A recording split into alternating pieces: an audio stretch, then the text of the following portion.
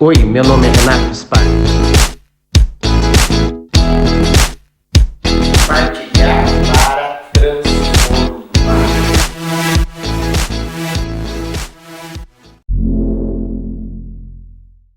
Olá, esse é o terceiro vídeo da série Quebrei o que fazer. No primeiro eu dei uns aspectos gerais, você deve ter visto. No segundo nós falamos daquele empresário que quebrou e que não tinha nenhum patrimônio pessoal, familiar, ok? Que enfrenta uma situação diferente desta que agora eu quero incrementar e fazer toda essa locução como se nós tivéssemos então, certo? Um patrimônio pessoal, familiar que foi amealhado durante todo esse tempo. Diferente do segundo vídeo, então eu presumo agora que a história seria a seguinte, que durante os anos o seu negócio foi bem, a empresa foi distribuindo lucros para você, então você foi amealhando, né, um patrimônio pessoal, foi comprando um apartamento, comprando outro apartamento, comprando uma chácara, comprando apartamento na praia, você possui carros, você tem um padrão de vida alto, certo? Só que nos últimos anos, como eu expliquei já, o negócio foi definhando, o passivo da sua empresa foi ficando maior do que o ativo, o seu PL foi ficando negativo e chegou num determinado momento que você, infelizmente, não tinha mais condições de tocar o seu negócio. Lembrando que essa dica aqui que eu estou dando, né, não é para aquela pessoa que sofreu realmente, né, uma recuperação judicial, por exemplo, em que tem um administrador sentado na sua empresa, né, a famosa RJ, e também você não teve a decretação judicial da sua falência, tá? Você simplesmente baixou as portas. Então, a primeira dica que eu quero dar para você é, como eu já disse lá atrás, faça uma relação de todo o seu passivo. Então você fez lá uma relação de todo o seu passivo e você concluiu que você deve, por exemplo, 5 milhões. Agora a dica que eu vou dar para você, faça uma avaliação de todo o seu ativo, mas uma avaliação correta, ponderada. Não adianta você se enganar, tá? Faça uma avaliação correta de tudo aquilo que esse negócio que agora quebrou, certo? Um dia te deu, né? Você conseguiu amealhar o patrimônio através deste negócio. Então faça avaliação de quanto você tem hoje de ativo. Então você tem uma relação do seu passivo e você tem uma relação do seu ativo. Eu francamente acho que muitas vezes, até por conta da natureza humana, quem tem patrimônio sofre muito mais do que aquele que quebrou e não tinha patrimônio nenhum, ainda que ambos queiram ser honestos e pagar todas as suas dívidas. Porque agora você que tem o patrimônio precisa desapegar. E isso não é fácil. Você é honesto, mas você precisa aprender a desapegar. Nossa, como que eu vou fazer para viver sem o meu apartamento do Guarujá? Como eu vou fazer para viver sem minha casa em Monte Verde?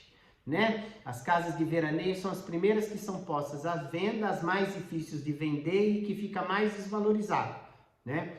Então veja bem, presta bem atenção. Você precisa aprender a enfrentar esta situação. Você precisa vencer isso. Você precisa transpor essa barreira. Sente com os seus familiares, com os filhos, com o cônjuge. Explique a nova realidade. Não saia vendendo tudo de uma vez. Não saia vendendo tudo de uma vez.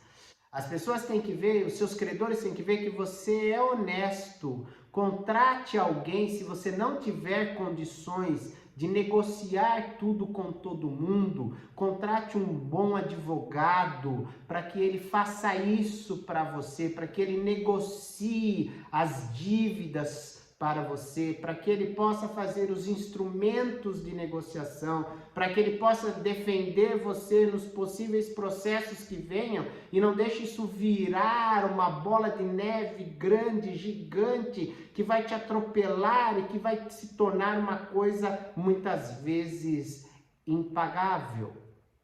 Presta bem atenção, não saia vendendo tudo de uma única vez. Eu não estou dizendo aqui para você não pagar, para você não ser honesto. Ao contrário, estou pregando honestidade aqui para você. Você precisa transpor isso, mas faça isso com cautela. Por quê? Porque você já quebrou.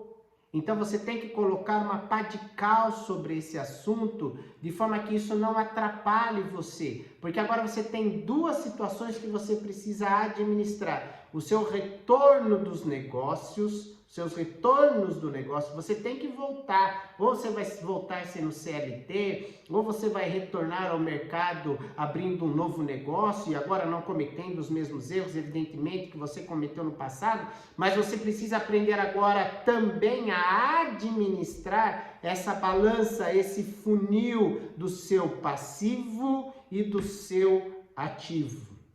Então vamos lá. Primeira pessoa que você tem de pagar: empregados, colaboradores, pessoas que estavam junto com você no seu negócio.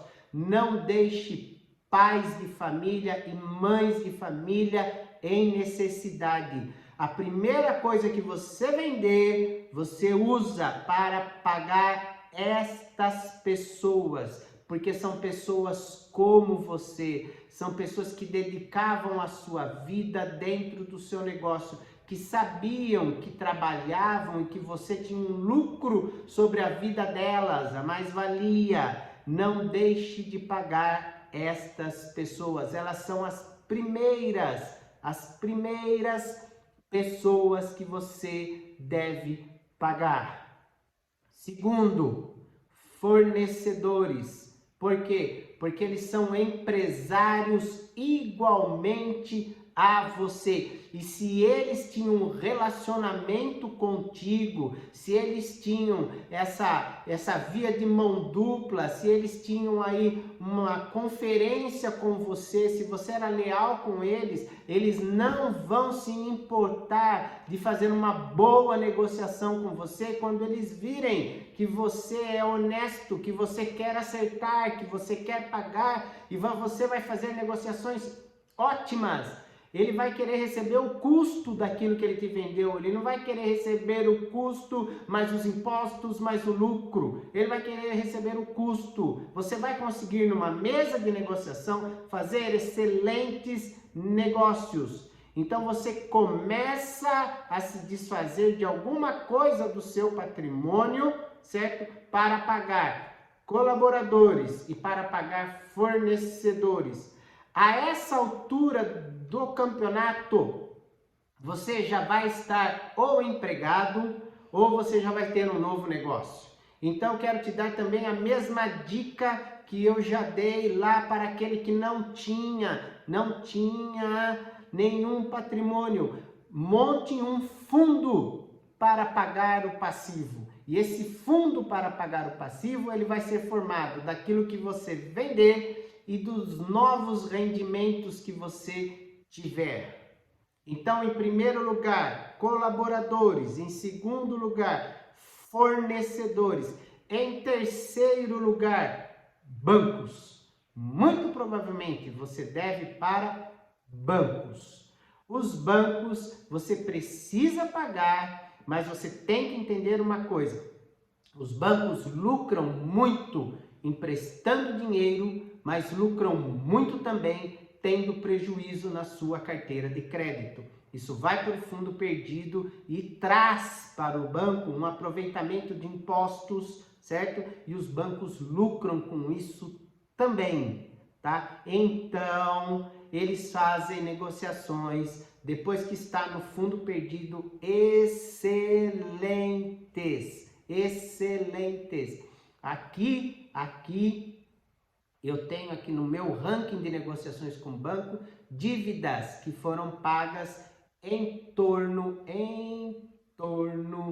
de 7, 8% do total da dívida.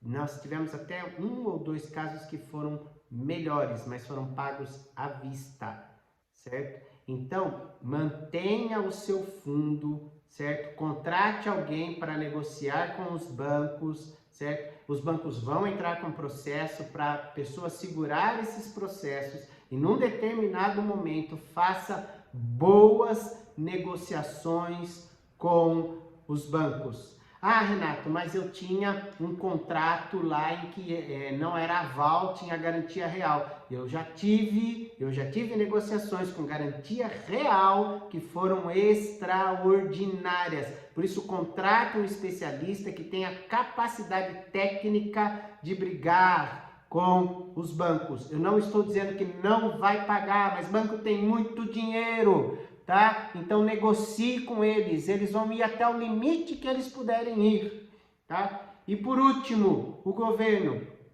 você tem que pagar os impostos, você tem que se livrar de todas as dívidas, você tem que demonstrar para o mercado que você é uma pessoa honesta, mas a última pessoa que eu te aconselho a pagar é o governo. O governo, na realidade, é o mais lerdo para cobrar, certo? Existem vários parcelamentos com o governo, tá?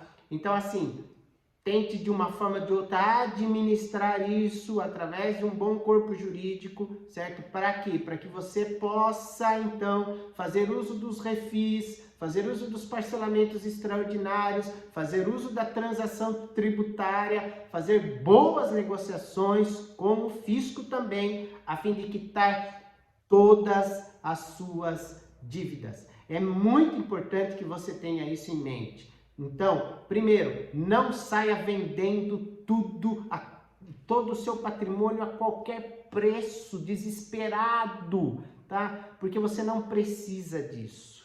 É melhor você ter cautela, tá? Agora eu vou te dizer um número. Vamos supor que você tem 5 milhões de dívida, mas você tem 3 milhões de patrimônio.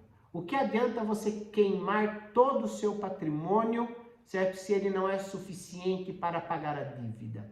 Então você precisa contratar alguém que traga um equilíbrio, que consiga negociar de tal forma que o seu patrimônio seja suficiente para pagar o passivo. E se porventura ainda sobrar alguma coisa, que você possa reinvestir isso e possa retomar o mercado. Tá aí a dica, presta bem atenção, tá? Mas seja honesto, sempre. Um abraço.